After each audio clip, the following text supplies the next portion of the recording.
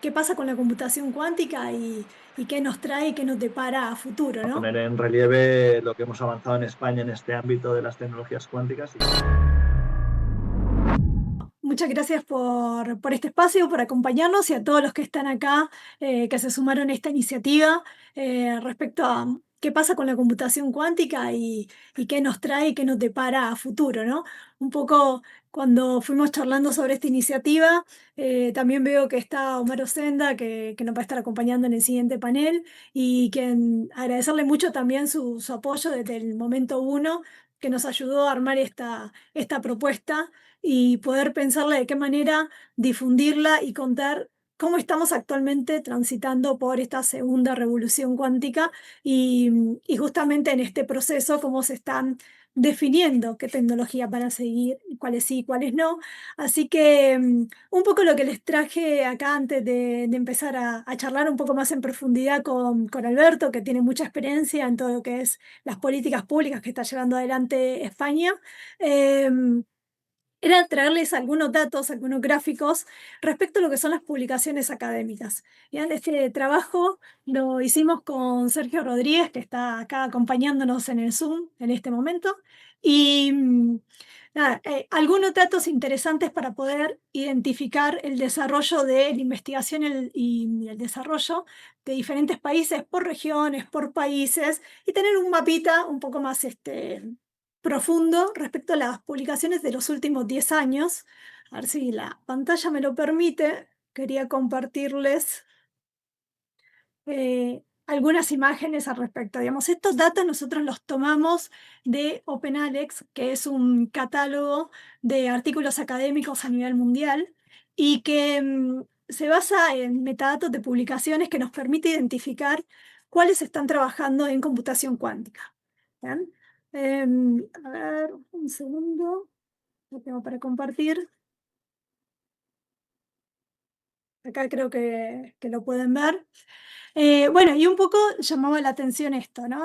Pensado en lo que es la distribución global de publicaciones académicas, como Asia, digamos, esto dividido en continentes, como Asia contempla un casi 58% de las publicaciones, seguido por Europa, el continente europeo tiene un 32%. América, que ahí América Latina también nos estamos sumando a todo el desarrollo en realidad que tiene Estados Unidos y Canadá con un 23%, y después, bueno, también vemos un desarrollo tanto en Oceanía, bueno, justo acá no me deja ver los diferentes, en Oceanía y en África, ¿no? Con unos porcentajes menores. Pero vemos esto que mencionábamos en el curso sobre cómo se distribuye el mapa geopolítico también en este tipo de inversiones que son la base para después hacer una vinculación con el mercado y continuar creciendo en esta temática. Em, Ahora también dentro de lo que fue la propuesta de formación que estuvimos haciendo en estos microcursos, hablamos de tres grandes temáticas: el hardware, el software y las aplicaciones, ¿no? Y también nos preguntamos, bueno, ¿cuánto hay de desarrollo en cada una de estas temáticas? Y lo que encontramos, a ver si me deja pasar, ¿sí? Es que es bastante proporcional, digamos, hay una tendencia que se mantiene, que hay un fuerte desarrollo en todo lo que es hardware, en la distribución de estas categorías, casi un 70% en la mayoría, en los cinco continentes, perdón, y sigue todo lo que son investigaciones vinculadas a software y muy poquito, no llegan al 10% lo que son las aplicaciones. ¿Ya? Después, acá hay tópicos, después publicaremos esta información dentro de la página, o quienes estén interesados podrán verlo un poquito más en detalle para si quieren indagar y profundizar sobre qué temáticas puntuales y específicas hay. Pero bueno, un poco también se ve esto que mencionaba Omar dentro del video de hardware y computación cuántica, sobre los diferentes tipos de hardware que existen, ¿no? Y que no hay, es algo que esté unificado. Después vamos a poder charlar un poco más en profundidad con él. Em, y nuevamente, en lo que es aplicaciones es muy chiquito ese porcentaje, y en lo que es software se destaca mucho el foco en lo que es criptografía e información cuántica. ¿Bien? Y esta línea temporal era para mostrar cómo la evolución en los últimos 10 años ha crecido mucho en el desarrollo de estas publicaciones y en seguir investigando al respecto. Lo que se ve 2024 y 2025 aparece en línea gris porque son datos parciales, ¿no? La carga de esa información se va actualizando constantemente, pero en realidad deberíamos de tomar el corte hasta 2023 para ver una evolución completa del desarrollo de todos estos años. Lo importante era acá destacar la tendencia del crecimiento y el foco que se está haciendo en este tipo de investigaciones.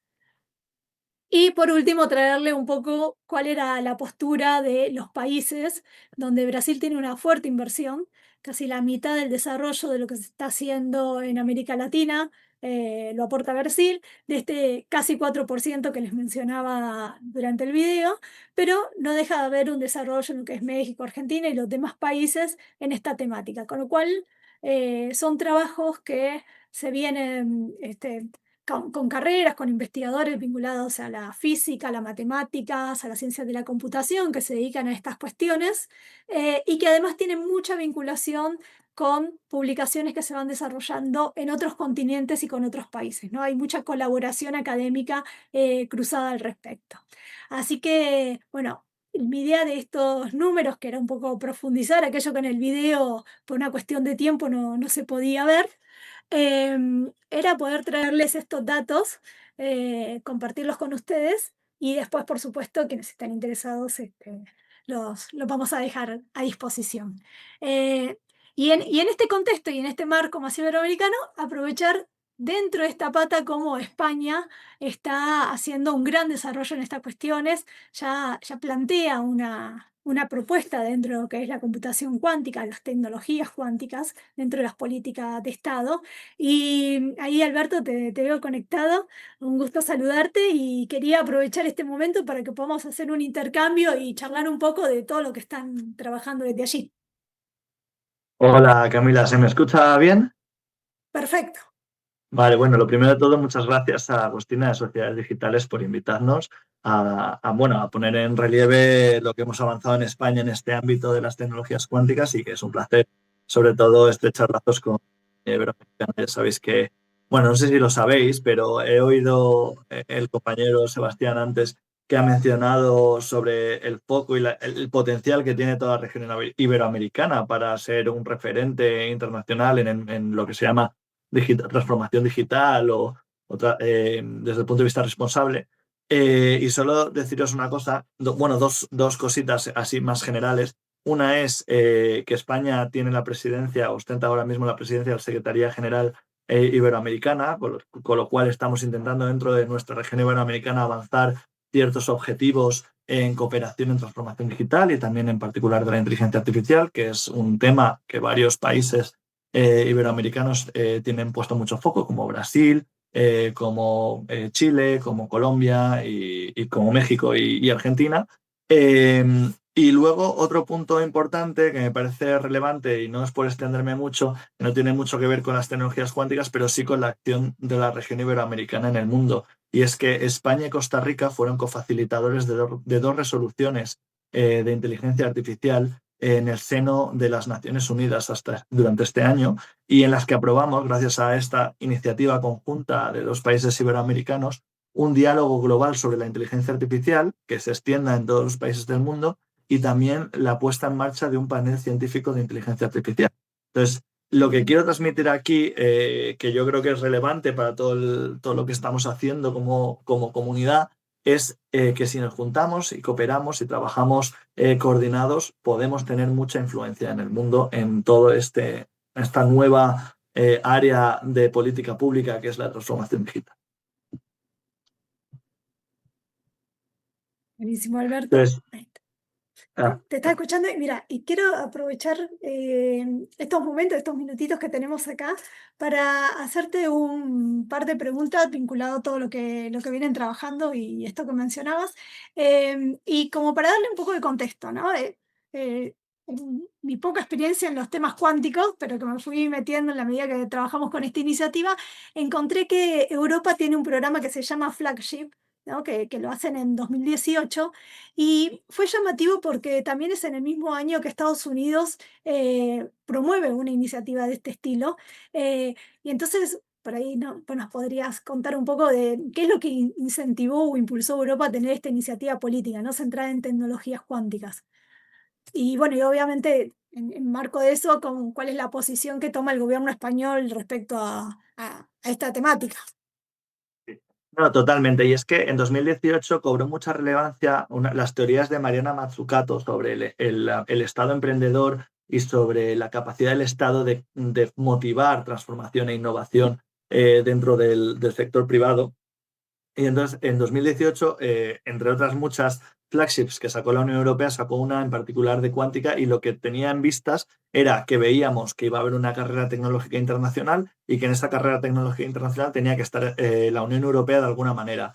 Eh, ¿Por qué? Porque las tecnologías cuánticas se consideran una tecnología crítica y estratégica para la Unión, en particular por su potencial de impacto en la seguridad, en la soberanía digital y sobre todo en la competitividad económica y la innovación científica.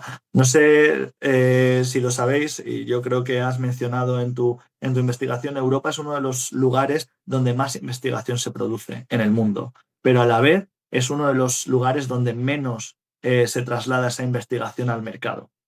Cosa que es una paradoja, ¿no? Muchas veces la investigación que se consigue en Europa luego es en Estados Unidos donde se pone en marcha a través de propuestas comerciales y de despliegue de estas tecnologías, como ha pasado, por ejemplo, con todas las tecnologías básicas de digitalización, como la identidad digital, la gestión del dato y la inteligencia artificial. Esta flagship, creo que si no recuerdo mal, tenía 1.000 millones de euros de presupuesto y lo que intentaba justamente era evitar una dependencia tecnológica excesiva solamente de uno o de varios proveedores y asegurarnos que creábamos un ecosistema industrial competitivo de cuántico en Europa, no solo desde el punto de vista de las universidades y los centros de investigación, sino también desde el punto de vista de las startups que creaban la oferta en tecnologías cuánticas y también de las grandes empresas que serían potencialmente las demandadoras de este tipo de tecnologías para introducirlas en sus modelos de negocio, en sus procesos internos. Luego, es importante también que sepáis que se hizo un estudio, que es un estudio más a posteriori, ¿no? Pero que validó esta iniciativa en particular, que es que las tecnologías cuánticas suponen un mercado emergente de hasta 173.000 millones de dólares para 2040. Es decir, hay mucho dinero sobre la mesa que generará mucha riqueza, pero sobre todo que generará mucho mayor bienestar social si utilizamos estas tecnologías de la manera en la que se debe hacer, ¿vale? No sé si quieres que te cuente un poco cómo esto ha calado un poco en el gobierno de España Sí, por sí, favor, porque es como sí. que nos pasa mucho que muchas veces se ven los programas de la Unión Europea y como es difícil verlo aterrizado a tierra y también para lo que es la región iberoamericana, que esto ni siquiera está en agenda, es importante poder tener como, poder ver una experiencia incluso de cómo lo están practicando y llevando a cabo. Vale, también me gustaría que comentaros que hay una iniciativa europea que supongo que sabréis que se reunió el pasado 11, sí, el pasado, no 11, pero 8 de noviembre. Bueno, esta semana pasada se reunió la cumbre UE-CELAC en Santa Marta, en Colombia, y entre esta cumbre UE-CELAC, entre una coordinación, o sea, una estrategia que hay entre la Unión Europea y la CELAC, que incluye también los países del Caribe, no solo los iberoamericanos, se puso de manifiesto los avances que tenemos en una alianza digital que existe entre la Unión Europea y los países de Latinoamérica y el Caribe, donde hay varios puntos de trabajo y de cooperación y despliegue de tecnologías digitales en países latinoamericanos y el Caribe, que a lo mejor esto da para otro microcurso en el futuro, pero bueno, os lo pongo aquí sobre la mesa porque no necesariamente se hablaba de cuántica, pero sí se hablaba mucho de inteligencia artificial. Bueno, pues el Quantum Flagship que se creó en la Unión Europea básicamente lo que hizo es poner a todos los países en alerta de la Unión Europea, asegurando que teníamos estrategias definidas y con prioridades claras sobre lo que queríamos hacer en tecnologías cuánticas. Sobre todo para apoyar a ese marco europeo que se había creado en cuanto a los objetivos de la Unión Europea en todos los tipos de tecnologías cuánticas. España estuvo trabajando en su estrategia de tecnologías cuánticas desde el 2021, pero nos ha costado un poquito porque la hemos publicado en este año, en 2025. Y eso es porque, bueno, igual que entiendo yo que tú, Camila, que has estado aquí metiéndote en el mundo de las tecnologías cuánticas, no es una, digamos, no es una competencia tan clara dentro de las administraciones públicas como para saber suficiente sobre cuál es el impacto, no desde el punto de vista de la investigación, sino de la oportunidad que tiene desde el punto de vista de la seguridad nacional, desde el punto de vista de la seguridad tecnológica y también desde el punto de vista de la competitividad de nuestras economías, ¿no? Entonces, nos ha costado entenderlo bien y entonces hemos preferido esperar, ¿no?, a que otros países de la Unión Europea sacaran sus estrategias y nosotros sacar la nuestra este año con un poco más de idea de hacia dónde íbamos. Nuestra estrategia, lo más importante es que tiene 808 millones de euros de financiación, es decir, hemos buscado esta financiación hasta debajo de las piedras porque creemos que es una apuesta clara por el avance tecnológico de nuestro país.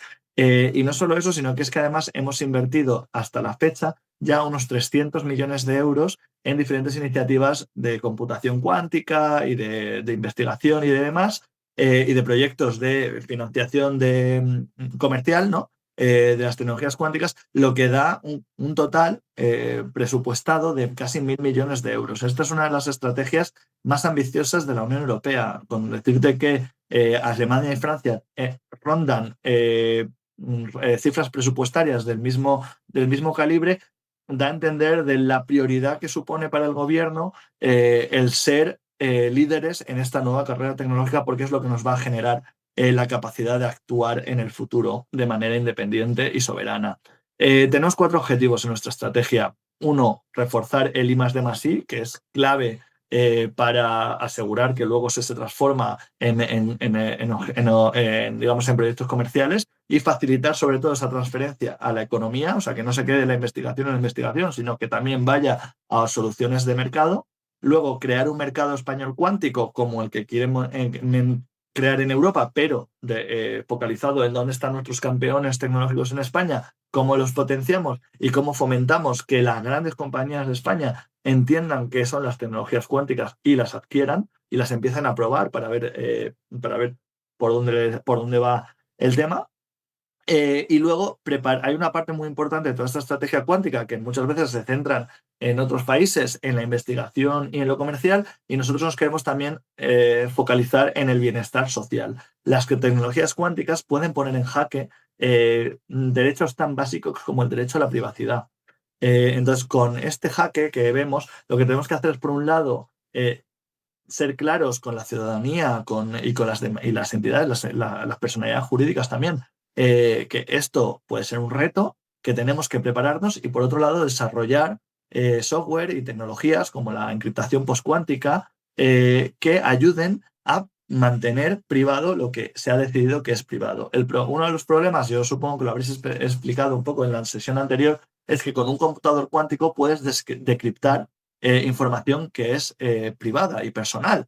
Entonces tenemos que, y no solo privada y personal, sino también comercial o de negocio, porque puede haber secretos comerciales, propiedad intelectual, etc. Entonces tenemos que desarrollar esa tecnología que mantenga las cosas privadas. Y una de las tecnologías es la encriptación postcuántica, una cosa que se llama QKD, que es Quantum Key Distribution, que son como la distribución de claves cuánticas para que eso esté cambiando continuamente, para que tú puedas o sea, no te puedan decriptar eso de manera porque solo hay una, sino que es una clave continua, en continuo cambio.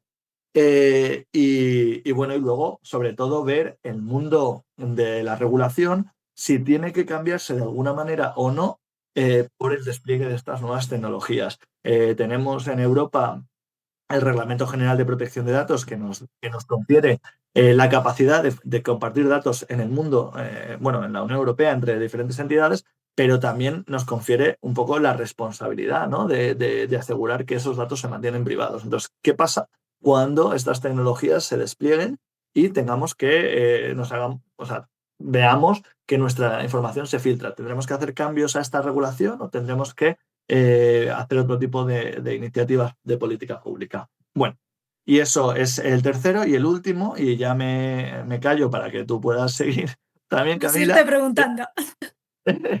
es cómo consolidar ese ecosistema cuántico. Lo que estamos viendo es que es una tecnología muy de nicho. Entonces, al ser muy de nicho, hay pocos actores y no necesariamente están conectados entre sí y muchas veces lo que hacen es competir entre ellos. Y lo que genera mayor productividad y mayor, digamos, capacidad de liderazgo a nivel internacional es asegurar que colaboran y compiten con los de fuera. Entonces, lo que intentamos sobre todo es asegurar que los ponemos en contacto, que hacemos una entidad que un poco los coordine y que aglutine su posición y que luego vayan con una posición coordinada y una acción coordinada en Europa y en el mundo. Y estos son un poco los 4 objetivos que hemos desarrollado en la estrategia de tecnologías cuánticas, que a su vez como que se declina en 7 prioridades específicas, ¿no? De acción, o sea, 7 actividades que vamos a sacar adelante en estos 5 años, hasta 2030. Ah, buenísimo. Sí, justo te iba a preguntar respecto al ecosistema de actores, porque vi un poco también en un informe sobre patentes que lo menciono, cómo hay mucha colaboración con investigadores de otros continentes, ¿no? Y cómo se está promoviendo incluso en ese aspecto. Y Alberto, ¿y esto ustedes cuentan desde la Secretaría, están llevando adelante esta iniciativa? ¿Participan universidades, empresas? ¿Cómo se está organizando en ese aspecto?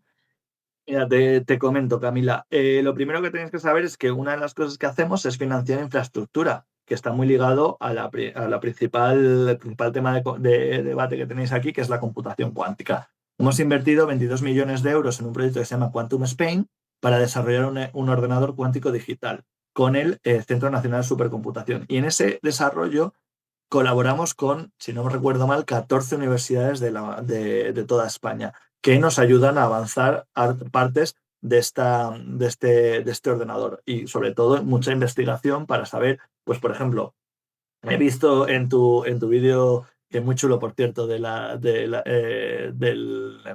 Instagram, que hablabas de las tecnologías habilitadoras de la computación cuántica. Pues a lo mejor esos estudios de si tenemos que invertir en superconductores o en tecnología del diamante o en criptogenia pues todo esto lo generamos a través de investigación porque todavía no está definida cuál es la tecnología que realmente va a ser la más útil o la más eficiente para poder desarrollar computación cuántica. Entonces ahora hay esa carrera por las tecnologías habilitadoras. También hemos financiado otro ordenador cuántico analógico dentro del Centro Nacional de Supercomputación en cooperación con la Unión Europea, que se llama, con 8,5 millones de euros, que se llama el Annealer, ¿no? Que le llamamos el ordenador cuántico Annealer. También lo que intentamos es que sea una herramienta para que el mundo de la investigación lo use. No simplemente para investigar, sino para que lo use para acciones particulares. Y luego además tenemos otro basado en átomos de Rydberg, que es otra tecnología habilitadora de la computación cuántica en Asturias, con el CSIC, por ejemplo. Entonces, lo que hacemos es financiar infraestructura. Y luego lo que queremos es que esa infraestructura esté disponible para las empresas, para las startups, por ejemplo, pero también para el mundo de la investigación. En particular en las startups, y esto me parece muy importante, es una de las partes más importantes de toda la estrategia, porque lo que queremos es generar campeones tecnológicos españoles de tecnologías cuánticas. Y aquí siempre hablo de tecnologías cuánticas porque no me quiero centrar solamente en computación, sino que también están las comunicaciones cuánticas y la sensórica cuántica y la metrología. Y estas otras dos tipos de tecnologías cuánticas son clave también en el área de la competitividad y de la privacidad. La sensórica nos puede generar unas ganancias porque las mediciones son extremadamente exactas en cualquier cosa que hagamos. Imaginemos en la producción de una fábrica con unas mediciones exactas o en la localización de un barco en medio del océano con una exactitud exagerada, ¿no? Y las comunicaciones cuánticas, sobre todo para la privacidad, como hemos mencionado antes, de la encriptación. Entonces, lo que queremos es crear, bueno, no lo que queremos, lo que hemos hecho es destinar 400 millones de euros del fondo de la Sociedad Española de Transferencia de Tecnología, no, perdón, la Sociedad Española de Transformación Tecnológica, perdona, que para financiar de manera con billetes o con esto de capital, con medidas de capital riesgo, aquellas startups que son innovadoras y que necesitan esa financiación para seguir creciendo. Y luego, además, aparte de financiarlas con dinero capital riesgo, lo que queremos también es aquellas empresas de la primera revolución cuántica, por ejemplo, los radares, las empresas que promocionan radares o que venden radares, que venden MRIs y similares, que hagan ese salto cualitativo hacia las tecnologías cuánticas con una financiación para ellos en innovación de hasta 200 millones de euros. Entonces, lo que queremos es fomentar también el mercado, ¿no? Y sobre todo, por ejemplo, la iniciativa que tenemos de crear un ecosistema cuántico es juntar a la investigación, juntar a estas startups que he mencionado y juntar a las empresas de la demanda para que las empresas de la demanda empiecen a entender los beneficios de las tecnologías cuánticas y empiecen a comprar a estas startups. Y de esa manera no solo crecen en capital riesgo, sino que también crecen en mercado. Y generamos esa simbiosis, ¿no? Esa capacidad de liderazgo.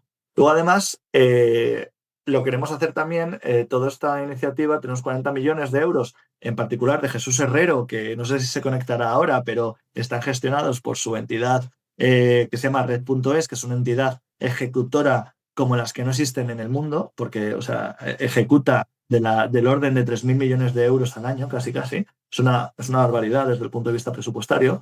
Y ellos tienen 40 millones de euros para repartir por regiones que no están tan desarrolladas digitalmente, proyectos que fomenten el anclaje de tecnologías cuánticas en esas regiones. Por ejemplo, financiar a la investigación o a centros de computación o centros de experimentación para que utilicen computación cuántica u otro tipo de infraestructuras, laboratorios de criogenia o laboratorios de criogenia, para que puedan experimentar con estas tecnologías y puedan empezar a demostrar la utilidad, ¿no? Entonces, es un enfoque no solo desde el punto de vista de la investigación, sino de la comercial y también de intentar cerrar la brecha que existe en España entre las ciudades y el mundo rural, entre algunas comunidades autónomas líderes, como pueden ser el País Vasco, Cataluña o la región de Madrid, pero también con otros como puede ser Extremadura, Murcia o Castilla-León, que a lo mejor están un poco por detrás, pero que se les tiene que ayudar a que su ecosistema también se desarrolle. Bueno, Alberto, te agradezco muchísimo por tus palabras, por la explicación, la verdad que es sumamente rico. Después vemos si podemos bajar esto en una pequeña nota también para dejar a disposición a quienes quieran seguir conociendo un poco más sobre este tema. Y bueno, y principalmente esto, ¿no? La importancia de cómo apoyar las startups, porque cuando se pelea con las grandes tecnológicas es muy difícil, la ventaja para entrar dentro del mercado es abismal, ¿no? Y ahí es importante la presencia de los gobiernos.